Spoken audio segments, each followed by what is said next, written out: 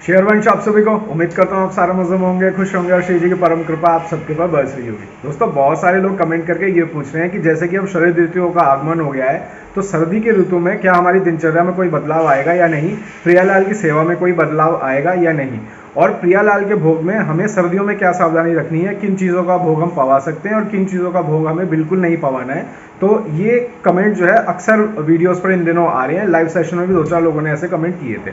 तो छोटी सी ये वीडियो है, एंड तक देख लीजिएगा। इसमें हम यही 3 मुद्दों पर डिस्कस करने वाले हैं कि क्या दिनचर्या में कोई बदलाव होगा शरद ऋतु में प्रियालाल की और हमारी दिनचर्या में, और भोग किन चीज़ों का हम लगा सकते हैं और किन चीज़ों का भोग हमें बिल्कुल भी प्रिया जी को और ठाकुर जी को नहीं लगाना है। वीडियो में आगे बढ़ने से पहले आप सभी से रिक्वेस्ट है, अगर आप चैनल को सब्सक्राइब करना चाहते हैं तो कर लीजिए ताकि हर अपडेट वीडियोस आपके पास टाइमली आती रहें। और अगर आप मुझे इंस्टाग्राम पर फॉलो करना चाहते हैं तो ये रहा वहाँ का QR कोड, आप यहाँ मुझे फॉलो कर सकते हैं। तो चलिए बढ़ते हैं वीडियो की तरफ। दोस्तों पहले तो हम ये समझ लेते हैं कि जो 2 सेवाएं सबसे ज़्यादा लोग करते हैं वो करते हैं मंगला सेवा और शयन सेवा। तो समय जो कि शरद ऋतु का जो समय है, सर्दियों के ऋतु के अंदर जैसे नॉर्मली जो होती है गर्मियों में जो दिनचर्या थी मंगला की, वो सुबह 4:30 बजे से 6:30 बजे तक थी। तो अब इसके अंदर थोड़ा सा 1 घंटे का परिवर्तन हो जाता है। अब हम 5:30 बजे से 8 बजे तक मंगला सेवा कर सकते हैं प्रियालाल की। और शयन के लिए हमें जो टाइम होता था गर्मियों में वो होता था 8 से 9:30 का। अब हमारी जो टाइमिंग हो गई है वो हो गई है 7:30 से 9:30 की। तो इस चीज़ ये 2 समयावधि में अंदर चेंज हुआ है, तो इस हिसाब से हम अपनी दिनचर्या सेट कर सकते हैं। अब बात कर लेते हैं कि क्या हमें प्रियालाल को सर्दियों में भोग लगाना चाहिए, क्या चीज़ वो बड़े प्यार से पाते हैं।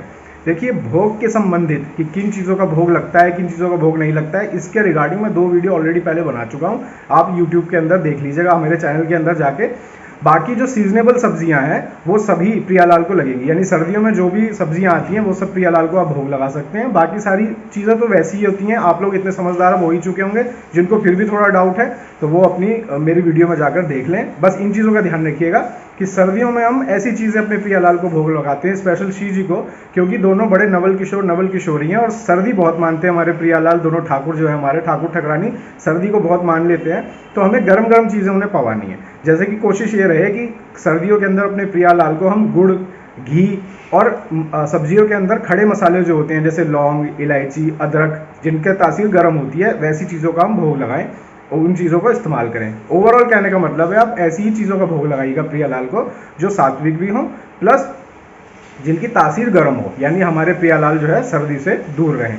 और किन चीज़ों का भोग नहीं लगाना है वो आपको डेफिनेटली पता होनी चाहिए। ऐसी चीज़ें जिनसे हमारी प्रियालाल को ठंड उनके अंदर आए, ऐसी चीज़ों से हमें उन्हें दूर रखना है, यानी शीतलता उनके अंदर ना आए। जैसे कि चंदन का सेवन अब बिल्कुल ना करें, आप चंदन बिल्कुल ना लगाएं अपने प्रियालाल को, सर्दियों में उन्हें ठंड लगती है। ऐसी चीज़ों का भी भोग कम लगाएं जिससे जनरली हमारे शरीर के अंदर ठंड की तासीर बढ़ती है। जैसे एक मसालों के अंदर सौंफ होती है जो हमारे अंदर ठंड लाती है, सर्दी लाती है। तो इस चीज़ों का तो ऐसे तो बहुत लंबी लिस्ट हो जाएगी और वीडियो भी बहुत लंबी हो जाएगी। बेसिक चीज़ें हम बस यही आप समझ गए होंगे कि सर्दियों में हमें प्रियालाल के खाने के अंदर घी ज़्यादा डालें, उन्हें गुड़ दें। गुड़ पट्टियाँ होती हैं, रेवड़ियाँ होती हैं, ये उन्हें बहुत प्रिय होती हैं। तो कहने का मतलब है खड़े मसाले आप यूज़ करेंगे, काली मिर्च, इलायची, इस तरीके की चीज़ें आप यूज़ करेंगे जो गर्म है तासीर में वो। और क्या चीज़ नहीं पानी है, जिनकी तासीर ठंडी होती है। जैसे कोशिश करिएगा अब जैसे ठंड बढ़ेगी तो दही का प्रयोग थोड़ा कम कर दीजिएगा प्रियालाल जी के भोग के अंदर, दही और छाछ का प्रयोग थोड़ा कम कर लीजिएगा।